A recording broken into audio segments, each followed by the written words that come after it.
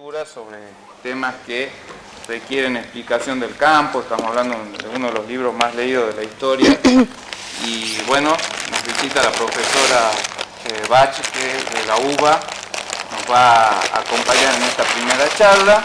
Y también es voluntad del profesor Remy, es que si ojalá, y estamos seguros que sí sale bien esto, podamos articular otros espacios como este aquí en la facultad, y sobre todo la posibilidad de el debate libre y participativo a toda la comunidad. Siéntanse cómodos los que no son alumnos de ciencia económica, sientan propio de esta institución, porque es una universidad pública y es de todos.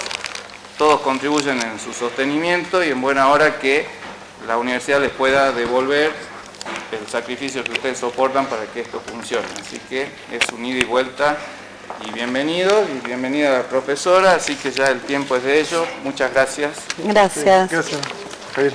Sí. No, ratón, sí. Te agradezco. Gracias, Javier. muchas gracias. Gracias a ustedes. Gracias. Sí. ¿Está? Estamos con el micrófono, no es cosa, hoy llega. ¿Eh? Apenas llega. Apenas llega, bueno. Bueno. Sí, hola. No. Ahora sí, ahí está. Bueno, buenas tardes, chicos. Recién, Javier presentaba un poco la idea de este primer encuentro sobre el capital. Brevemente les cuento, la intención es que podamos tener una primera lectura y aproximación a lo que, bien decía Javier, es una de las obras de la literatura económica más importantes, y creo, a nuestro humilde modo de ver, la más importante de todas las escritas hasta el momento.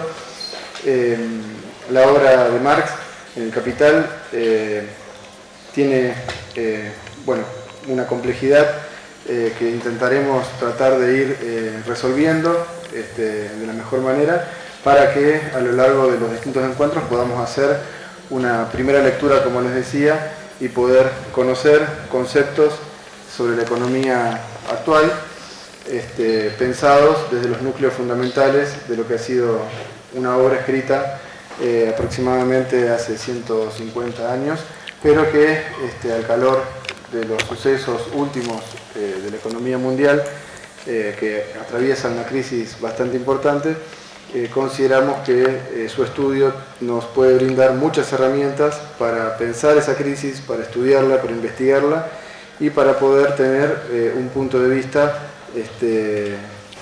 diferente al de la economía oficial o fundamental, que es la que domina en los medios de comunicación y también en las currículas de las universidades, no solamente del país, ¿no? Es un poco, lo hablábamos hoy con una periodista, sino también, es una visión oficial que se imparte en todo el mundo y que tiene cada vez más achaques, no tanto por su edad, sino más bien por lo que no logra explicar.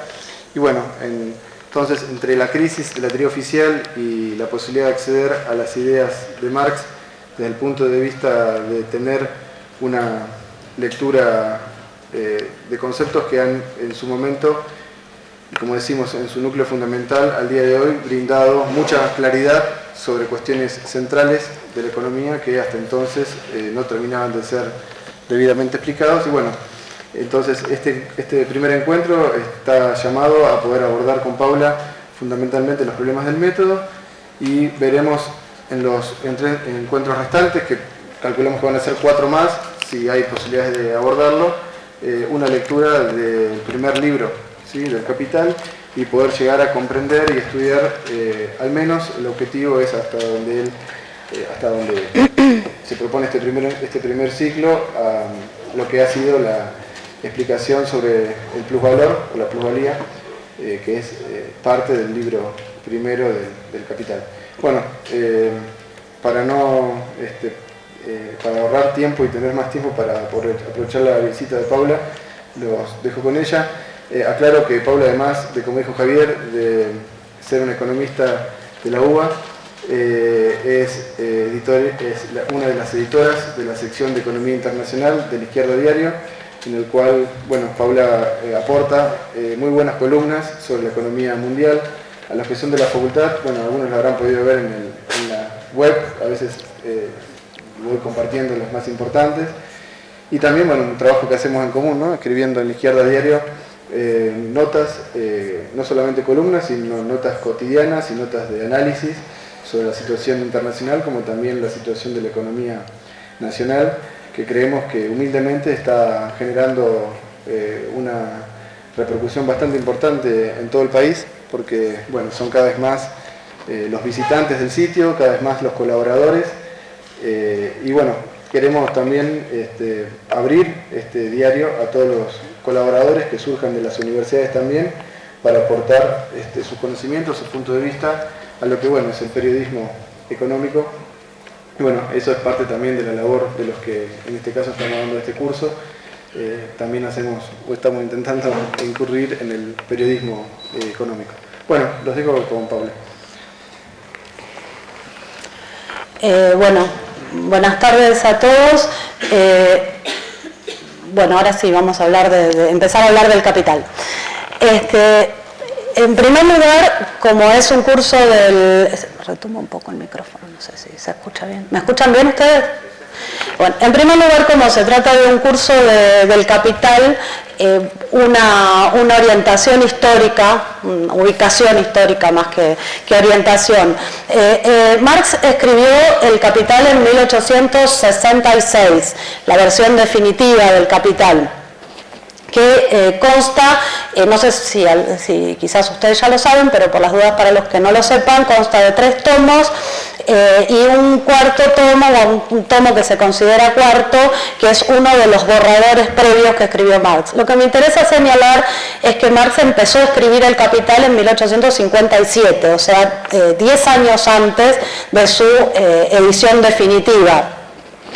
Y escribió previamente a la edición del Capital 2 suertes de borradores, hizo muchos planes en el medio y fundamentalmente 2 planes que están escritos, que son los primeros borradores de 1857, que se conocen como los Grundrisse, que tienen mucho contenido filosófico, mucho más que el Capital, y un segundo plan, un segundo borrador en el medio, en 1861-63, que se llama Teorías de la Plusvalía, que es lo que después un marxista alemán, Kautsky, editó y se conoce como cuarto tomo del Capital. Entre estos 3 tomos, el único que Marx editó en vida fue el tomo 1. El tomo 2 y el tomo 3 quedaron como borradores, bastante avanzados, pero para nada acabados, y los editó Engels, el compañero de ruta de Marx de toda la vida, editó el tomo 2 y el tomo 3. En términos generales, el tomo 1 trata sobre la producción, el tomo 2 trata sobre la circulación y el tomo 3 trata sobre el conjunto de la producción global, pero bueno, eso no lo vamos a... No creo que se llegue a abordar en este curso, pero bueno, para que tengan una idea, una ubicación temporal y de qué es lo que estamos hablando. Lo segundo, yo voy a comentarles algunas cuestiones que tienen que ver con el método, pero la cuestión del método del Capital, para que tengan una idea, es una cuestión extremadamente compleja y hay como mínimo decenas de libros escritos sobre la cuestión del método del Capital. Hay un gran libro que se llama Génesis y estructura del Capital, de un marxista polaco que se llamó Roman Rozdolski, que es un estudio extraordinario sobre el método del Capital, que se basa fundamentalmente en un estudio de los Grundrisse, de esos primeros borradores que les comentaba. Hay otro libro muy interesante y bastante sencillo quizás de leer, aunque hay que saber algo de filosofía, se llama Dialéctica de lo concreto, de un marxista checo que se llama Karel Kosik, que es también muy bueno y que si lo pueden en algún momento leer es muy interesante. Después hay un marxista belga que fue trotskista también, que se llamó Ernest Mandel, que escribió también sobre el método del capital. Heinrich Seleni, otro marxista que escribió también sobre el método del capital, marxista checo de la década del 20. Bueno, quiero decir que es un tema muy amplio, muy complejo y que hay múltiples posiciones y que por supuesto acá lo que vamos a hacer es dar apenas unos elementos que tienen que ver con el método para después que ustedes puedan después entrar más directamente en los conceptos que puedan abordar en estas pocas charlas por ahora, pero que seguramente van a ser interesantes sobre el capital. Mandel también mismo, yo les di el artículo ese, en la fotocopiadora. Bueno, dice que Mandel, hay un artículo en la fotocopiadora de Ernest Mandel, que yo nombré hace un rato, el belga, sobre 100 años de controversias, que es un libro también muy interesante que habla de todas las controversias de los marxistas 100 años después de escrito El Capital, que ya eran infinitas, imagínense ahora son 150 años, son muchísimas más. 150 años de controversia, sí.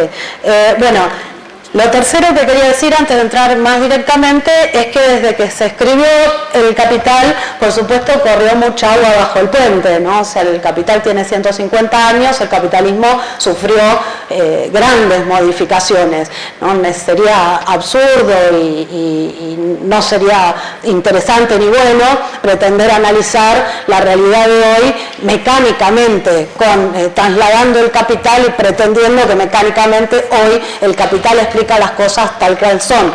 Para señalar 3 puntos fundamentales: por ejemplo, el capital financiero, el lugar del capital financiero en la época de Marx, Marx lo analizó, pero el capital bancario y financiero, aseguradoras, todo eso era marginal. Bueno, ahora como algunos de ustedes sabrán, o quizás no, pero es bueno marcarlo, el capital financiero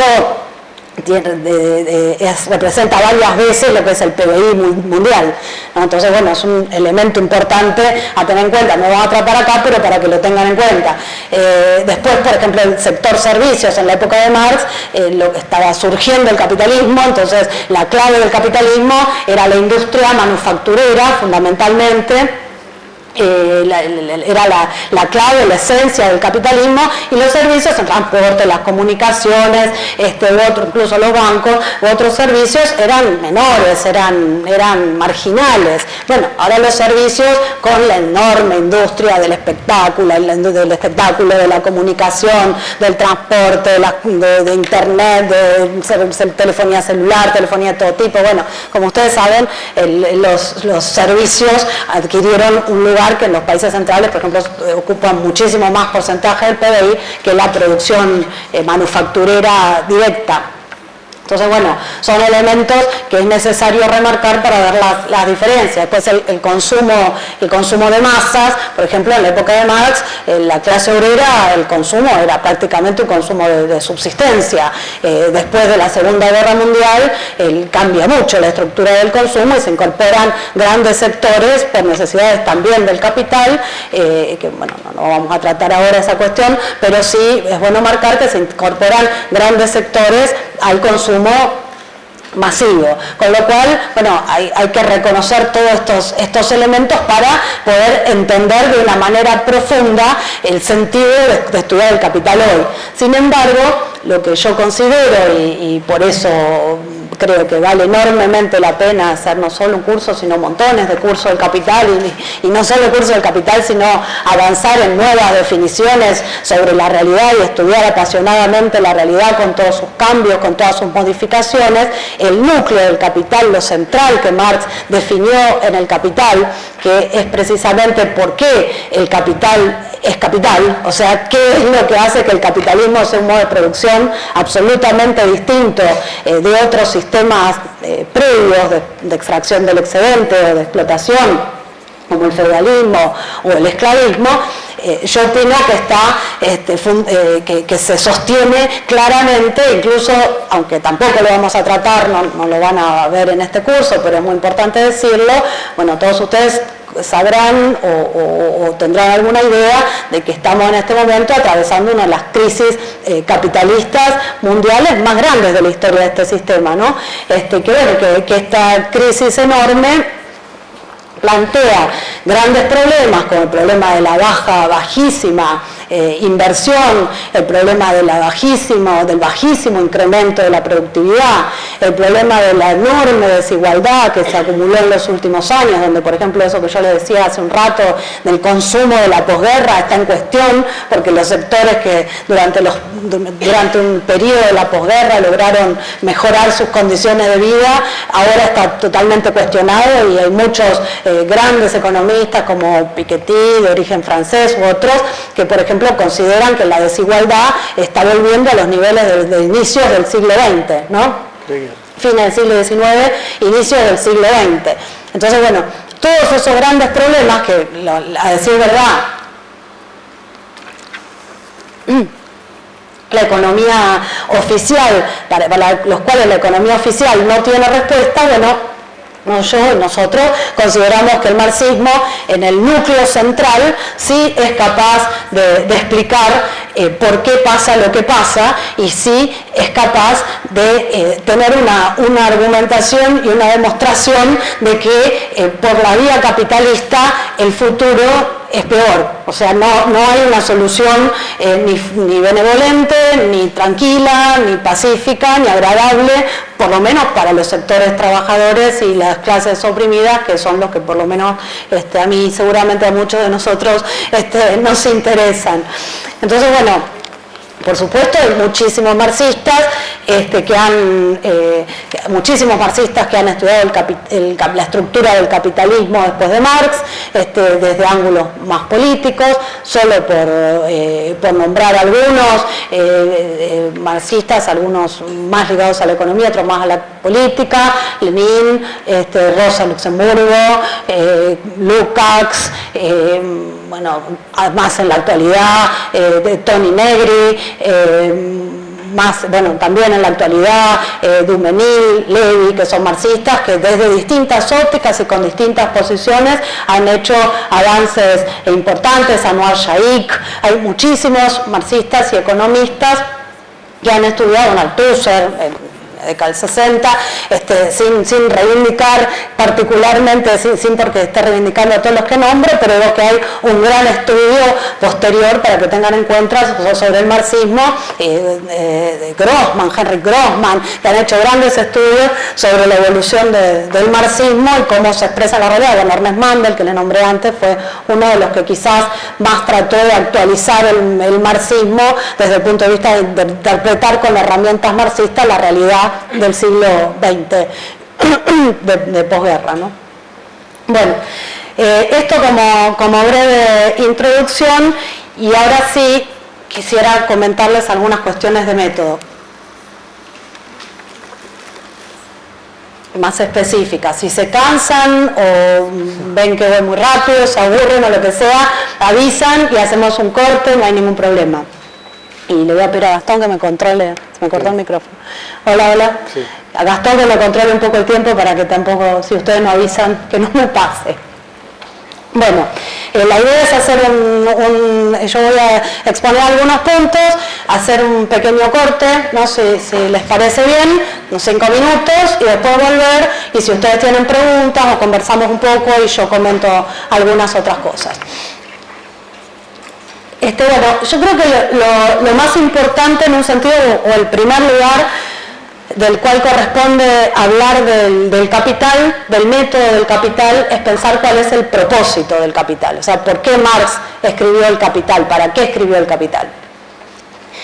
Y yo creo que cuando se habla del propósito del capital, es clave tener en cuenta el momento en el que Marx escribió el capital, no para que nos metamos en la historia, pero sí para que tengan en cuenta que la intención de Marx, el propósito de Marx, consistía precisamente, como yo les decía hace un rato, en definir qué es el capital, qué tiene el capital que no tienen otros modos de explotación, que no han tenido otros sistemas de clases anteriores. O sea, cuál es la forma específica de explotación en el modo de producción capitalista. Y lo que es interesante es que a diferencia del esclavismo, donde, bueno, nadie puede discutir que... Hola. A diferencia del esclavismo o del sistema feudales, donde a nadie se le ocurriría discutir que no hay extracción del excedente o explotación, porque bueno, es obvio que los trabajadores el trabajo lo hacen para los patrones, para los amos, o que tienen que entregar una parte de su trabajo en forma de diezmo o la forma que sea. En el sistema capitalista, la forma en que se extrae una parte de trabajo, del trabajo que llevan a cabo los obreros, está profundamente oculta. Y eso es lo que permitió que el capitalismo llegue con toda una propaganda ligada a la igualdad, la libertad, la fraternidad, que son las grandes ideas propagadas en la Revolución Francesa. Entonces, bueno, Marx llega a la economía política, a la política en realidad y a la economía política con el objetivo de encontrar atrás del discurso de igualdad, libertad, fraternidad, cuál es el sustrato de la explotación capitalista. O sea, el objetivo de Marx es mostrar que no hay ni igualdad, ni libertad, ni fraternidad, sino que hay extracción del excedente. Pero con la dificultad, la enorme dificultad, de que la extracción del excedente, o sea, de una parte del trabajo que los trabajadores realizan y que no reciben como paga, la extracción de ese excedente está en el capitalismo profundamente oculta. Entonces, a mí me gusta citar un texto de Engels, que se los nombraba antes, del compañero de ruta de Marx, que escribe como prólogo al segundo tomo del Capital. Si quieren pueden leerlo, quizás alguno lo leyó, es muy interesante. Engels dice ahí que Marx, siguiendo con la cuestión del propósito y cuál fue el descubrimiento central de Marx, que Marx no descubrió el plusvalor. O sea, que en realidad la idea del concepto de plusvalor, o sea, la idea de que en el capitalismo los trabajadores hacen una parte de trabajo, generan una parte de trabajo que no cobran y que va a manos de los dueños de los medios de producción o de los capitalistas, dice Engels que esa no fue una idea original de Marx. Esta idea ya estaba en los socialistas utópicos, por ejemplo en Saint-Simon, en Fourier, de origen francés, o en Owen, de origen inglés, que opinaban que en realidad llegaron a definiciones muy agudas, pero nunca llegaron a comprender profundamente cuál era el sustrato específico, cuál era la forma específica en que el sistema capitalista se extraía ese excedente, aunque veían que había un excedente que había, y opinaban y luchaban por combatir las desigualdades en el capitalismo. Otra variante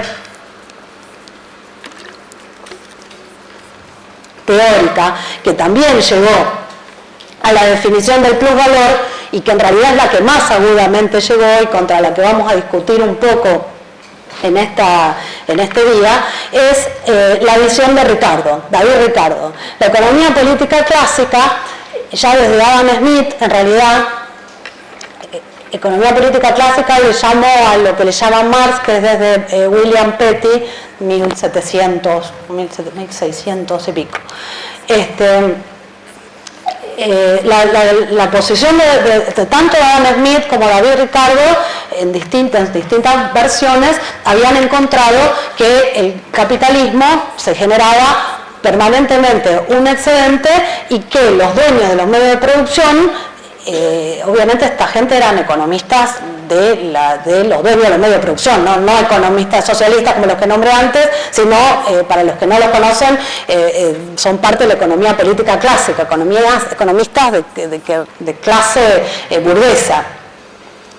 Esta gente, tanto Adam Smith como David Ricardo, consideraban que existía una parte del trabajo que no se pagaba, están dando mal, una parte del trabajo que no se pagaba a los trabajadores, y David Ricardo llega a la definición de que esa parte del trabajo, que denomina plusvalor, es el fundamento de la ganancia capitalista, o sea que la base de la ganancia capitalista es el plusvalor. Bueno, esto es muy interesante porque vale la pena pensar por qué David Ricardo hacía esta discusión. David Ricardo era un economista y un político inglés de la clase burguesa, era Lord, David Ricardo, estaba en el parlamentario Lord, y era un político de la clase burguesa. A David Ricardo le interesaba la cuestión del plusvalor, porque en realidad David Ricardo quería demostrar que todo lo que producían los trabajadores se dividía en ganancias y en salario, pero no porque a David Ricardo le interesara aumentar los salarios como a los socialistas utópicos o reducir el nivel de explotación, sino porque David Ricardo lo que quería era al revés, era aumentar la ganancia capitalista. Entonces, desde un ángulo bastante avanzado científicamente, él lo que quería era mostrar que la forma que había de aumentar la ganancia capitalista era no reducir el salario obrero en forma nominal, sino reducirlo en forma real. O sea, lo que quería Ricardo, por eso Ricardo fue el promotor de la ley de granos en Inglaterra, que era en Inglaterra estaba prohibido que se importara grano desde zonas más fértiles. Entonces, la oligarquía inglesa era la que producía a alto costo los granos y la que vendía los granos a la burguesía. Entonces el problema que había era que eso encarecía los salarios. Entonces David Ricardo lo que quería era mostrar que con el libre cambio Inglaterra iba a poder importar grano de mejor calidad y producido con menos tiempo y con tierras más fértiles y por tanto mucho más barato, y que eso iba a permitir disminuir el salario, ojo, no disminuir el salario en términos nominales, sino en términos reales, o sea que los trabajadores siguieran comiendo lo mismo pero a menor precio, y que eso le iba a permitir a la burguesía inglesa, que era todavía una clase naciente, obtener mayores ganancias. Esto era el interés central de Ricardo. Después se votaron las leyes de grano una vez muerto Ricardo, y fue un gran salto para la burguesía inglesa y para el desarrollo de la economía británica, ¿no? Bueno, pero me interesaba señalar ese punto. ¿Se escucha? ¿Se está escuchando mal? ¿Se escucha bien? Sí, bueno. Marx interviene en la polémica de los granos. Sí, bueno. Bueno, entonces esa es una gran discusión para ver cuál es la ubicación de Ricardo, de David Ricardo. Ahora bien, resulta que en su definición Ricardo consideraba que el valor de los productos, el valor de las mercancías, estaba formado por la cantidad de trabajo que tenían. Y el plusvalor, o sea que toda mercancía, todo producto, el valor que se definía su valor por una cantidad de trabajo que tenía incorporado necesario, decía Ricardo. No cualquier trabajo, sino el necesario en determinado periodo. Y Ricardo consideraba que la forma de definir el salario era a través del valor del trabajo. O sea, Ricardo decía, si el trabajo es lo que genera valor, el trabajo es valor, decía Ricardo, y entonces el obrero, cuando vende su trabajo, tiene que recibir en paga el mismo trabajo que él vendió. O sea que si el obrero trabaja 10 horas, tiene que recibir el producto de 10 horas de trabajo. Bueno, ahora resulta que Ricardo tiene un problema, porque a la vez Ricardo quería demostrar, o sea, tenía un problema, es una forma chistosa de decirlo, es un gran problema en la economía política clásica, un gran problema teórico, porque a la vez, o sea, Ricardo opinaba que realmente los productos tenían valor porque tenían trabajo incorporado, que era el único valor que tenían, era trabajo incorporado. Opinaba que la fuente de la ganancia era una parte del trabajo que no se le pagaba a los trabajadores, y a la vez opinaba que cuando los trabajadores vendían su trabajo recibían en paga el equivalente a todas las horas que habían trabajado. Entonces ahí había una contradicción enorme, que si los trabajadores recibían en paga todas las horas que habían trabajado, bueno, pues entonces, ¿dónde está la ganancia de los capitalistas? Hay una parte de trabajo robado que no va. en el marco de un sistema de intercambio de equivalentes, o sea, un sistema donde todo lo que se intercambia son equivalentes. No hay, cuando se busca la norma de un sistema, no se puede pensar esencialmente en que hay un robo, sino que lo que se tiene que haber intercambio de valores iguales, de cosas iguales. Ahora lo voy a explicar mejor. Entonces, bueno, esta era una de las grandes crisis en las que Engels dice que naufraga la teoría económica clásica. Engels dice que la teoría económica clásica choca contra dos grandes icebergs. Uno es este, y el otro, que lo voy a explicar un poco, el otro no lo voy a explicar nada, es nada más para que tengan una idea, es el problema de la ganancia. Si la ganancia, como decía Ricardo, la clave de la ganancia era el trabajo que no se le pagaba a los trabajadores, entonces capitales, Ricardo consideraba que capitales de igual magnitud, o sea, capitales del mismo valor, a los que se les aplicaba distinta cantidad de trabajo, tenían que generar distintas ganancias. ¿Más o menos me siguen? Bueno, entonces, si capitales iguales tenían que, con distinto trabajo, si un capital de 100 pesos, supongamos una cosa ridícula, no importa, se le aplican 2 horas de trabajo y un capital de 100 pesos se le aplican 4, se supone que el que se le aplica 4, si el valor, si la ganancia está en el trabajo, el que se le aplican 4 horas de trabajo tendría que generar más ganancia. Pero eso no es así, tampoco es así, o por lo menos no se presenta así, como vamos a ver. Entonces, bueno, Ricardo tenía dos serios problemas, y en esos dos serios problemas es donde apareció Marx. Y esto es lo que plantea muy bien Engels en este prólogo que les comentaba.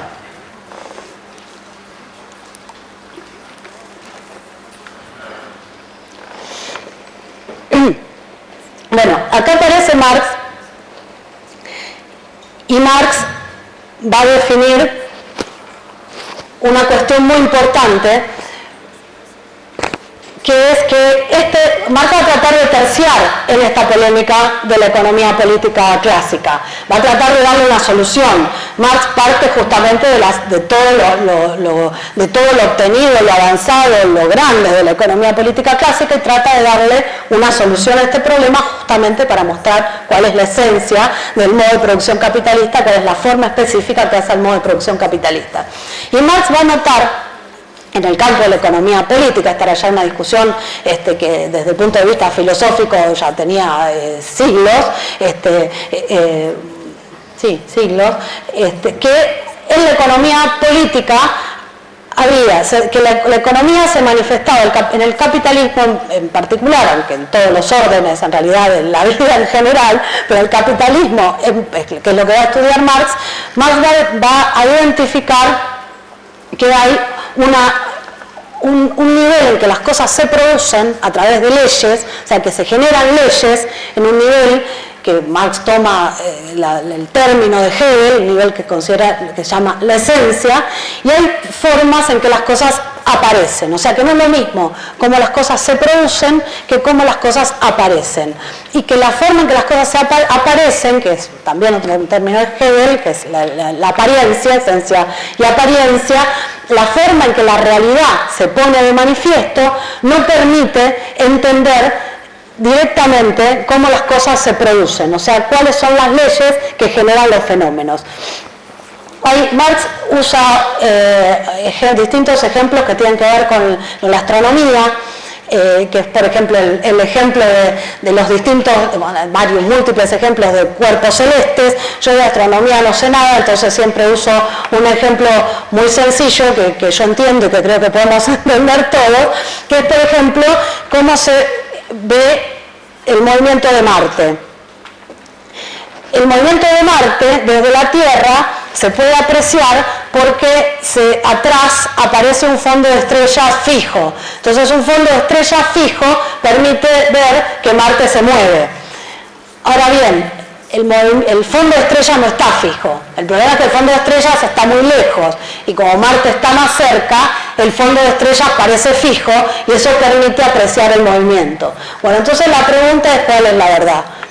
el fondo de estrellas que está fijo, o sea, o el movimiento de Marte que se ve por el fondo de estrellas fijo, o que el fondo de estrellas también se mueve, que se mueve todo junto. Bueno, yo creo que la verdad, más bien yo, en realidad Marx, creía que la verdad eran las dos cosas.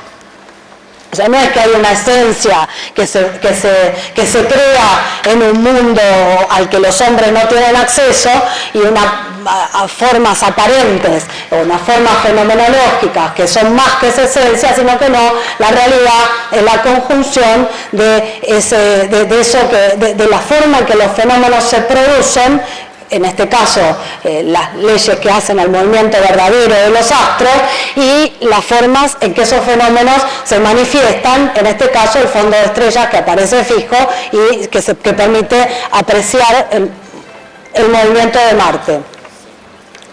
Esto es un elemento muy importante porque Marx lleva esta diferencia al análisis de la economía en el capitalismo y observa, por decirlo de una manera un poco simplificada, pero que para mí me parece bastante útil y en gran parte refleja la realidad, observa que en el capitalismo hay una esfera que se llama la esfera de la producción y una esfera que se llama la esfera de la circulación, y que en un sentido, en esa esfera de la producción es donde las leyes del capitalismo se producen, y una esfera de la circulación donde las leyes que se producen en la esfera de la producción se manifiestan. Este es un problema complicado. Ustedes creo que lo van a ver un poco más a fondo cuando vean la cuestión del fetichismo de la mercancía, pero yo quería dar algunos elementos. En primer lugar, la esfera de la producción, donde se generan las leyes de la economía capitalista, tiene la característica de habitar múltiples productores, no solo capitalistas, múltiples productores privados independientes, y cada uno de esos productores privados independientes que son capitalistas contratan a obreros que también funcionan en forma independiente de los otros capitalistas y de los otros obreros. Entonces, en este mundo de lo privado, que es donde las mercancías se producen, donde se agrega el valor, donde se produce el movimiento, donde se produce el acto, es aquí, en este mundo, cada productor privado está desconectado de los otros capitales privados. Entonces, cada capital privado, cada capitalista privado y sus obreros, por decirlo de una manera, no son conscientes en este mundo, en el mundo de la producción, nos referimos al mundo de las fábricas, al mundo de las industrias donde el valor efectivamente se produce. En ese mundo, los trabajadores y los patrones no son conscientes que son parte de un mundo donde se producen infinitas mercancías. O sea, cada uno produce su mercancía y no es consciente en ese proceso mismo. Ese proceso no permite generar la conciencia de que esos trabajos son parte de un cúmulo infinito de mercancías producidas por la sociedad. Bueno, donde efectivamente ese carácter social de las mercancías se hace, de la producción del trabajo y de la producción de mercancías en el mundo capitalista se hace consciente, es en el mundo de la circulación, que en cierto modo se puede llamar la esfera de lo social, y el mundo de la apariencia, como lo vamos a tomar acá. Yo digo que es muy relativo el mundo de la esencia y la apariencia, porque son términos que son efectivamente relativos y que ustedes después algo van a ver, pero depende del nivel de abstracción, se puede hablar de apariencia o de esencia en distintos niveles, pero es para acercar una idea del aspecto metodológico donde se refleja muy bien esta división. Cuando las mercancías llegan a la esfera de la circulación, es cuando en un sentido todos los productores se empiezan a dar cuenta que su mercancía no es la única y que en realidad su mercancía es parte de un cúmulo enorme de otras mercancías y que ellos son una pequeñísima parte de un trabajo social enorme, de un mundo en el cual hay montones de productores que producen infinitas mercancías. Ahora bien, como dice Marx, la mercancía no llega al mundo de la circulación escrito en la frente, esta es la cantidad de trabajo que tengo yo, este es mi valor, este es mi precio, sino que, muy por el contrario, llegan al mundo de la circulación y empieza un proceso de intercambio entre las mercancías que se produce por distintos aspectos, incluyendo la oferta y la demanda, por supuesto, donde en realidad se pierde cuál fue el origen, qué es lo que creó esas mercancías. ¿Qué es lo que hace que esas mercancías tengan distintos valores y qué es lo que hace que esas mercancías, por ejemplo, 2 o 1000 de esas mercancías se cambien por una u otra? O sea, ¿cuáles son? ¿De dónde vienen esas proporciones tan disímiles? ¿Por qué se conforman los precios? ¿Cuál es el valor que tienen detrás? ¿Cuál es el motivo? Bueno, el tiempo de trabajo, ustedes lo van a ver, esto es lo que dice Marx, por supuesto, ustedes lo van a ver cuando empiecen a ver los primeros conceptos del primer capítulo del Capital. Ahora bien, ese proceso, ese tiempo de trabajo que se genera en el mundo, como decía yo, de lo privado, de la producción, es un proceso ya realizado y no se pone de manifiesto directamente en el mundo de la circulación. Entonces, eso es lo que permite que las cosas que tienen leyes en una esfera, que las cosas se producen de una manera y aparecen a los ojos del común de los productores, a los ojos de la sociedad de conjunto, de una manera muy diferente, de una manera mediada, dice Marx. Entonces, bueno, esta distinción, que en cierto modo se parece también bastante a cómo se producen el movimiento, a las leyes que provocan el movimiento de los astros y a cómo ese movimiento se manifiesta desde el punto de vista fenomenológico, como se ve desde la Tierra. Bueno, Galileo Galilei tenía mucho para contar al respecto, y justamente, bueno, el telescopio es una de las cosas que le permitió avanzar y demostrar todo lo que demostró. Bueno, en la economía política no hay telescopio, hacen falta otros instrumentos que después vamos a ir en la medida de lo posible hoy analizando, y en lo que no se pueda seguirán ustedes los días siguientes. Pero bueno, esta distinción es la que le permitió a Marx precisamente avanzar tanto sobre el problema de la producción de valor, tanto sobre el problema del plusvalor como sobre el problema de la ganancia, que eran los dos grandes problemas en los cuales se había estancado la economía política clásica. Sobre el problema del plusvalor, que es el que voy a tratar de explicar un poco mejor, Marx lo que descubre es que precisamente que no es el trabajo lo que tiene valor, sino que el trabajo es una fuerza creadora de valor, lo que es muy distinto. Entonces, Marx lo que va a descubrir es que el obrero no vende su trabajo, a diferencia de lo que consideraba Ricardo, lo que le había impedido a Ricardo terminar de fundamentar la teoría del valor. El obrero no vende su trabajo, sino que lo que vende es su fuerza de trabajo, o sea, vende su capacidad de trabajar. Y la capacidad de trabajar, como en el capitalismo todo se compra y se vende y todas son mercancías, es como todas las otras millones de cosas que encontramos en el mundo capitalista, una mercancía. Y como tal, esa mercancía tiene un valor de uso y un valor de cambio. El valor de cambio de esa mercancía es lo que se hace evidente hasta cierto punto en la esfera de la circulación.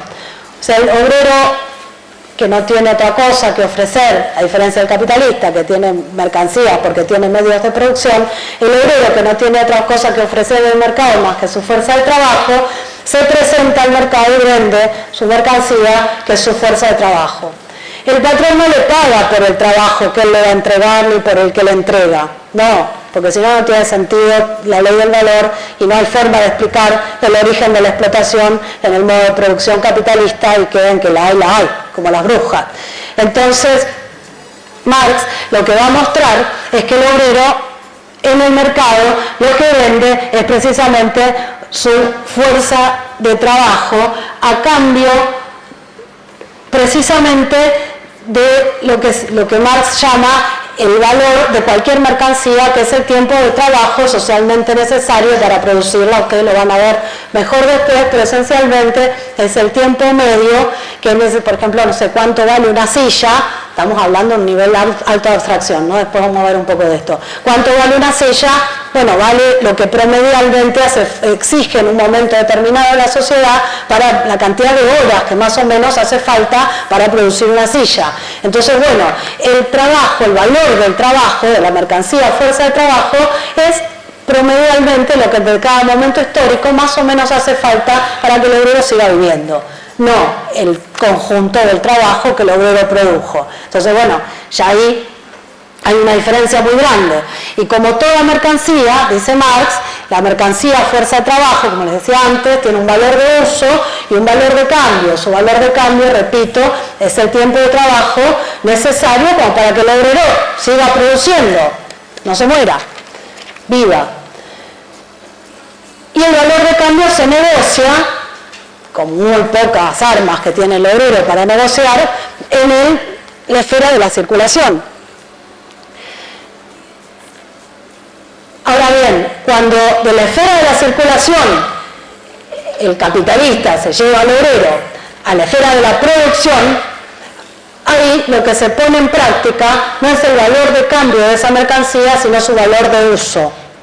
Como toda mercancía, la fuerza de trabajo tiene un valor de cambio y un valor de uso. Y se pone en práctica su valor de uso. ¿Cuál es el valor de uso de la fuerza de trabajo? La capacidad de producir valor. Y no la capacidad de producir cualquier valor, sino un valor mayor que su valor de cambio, precisamente.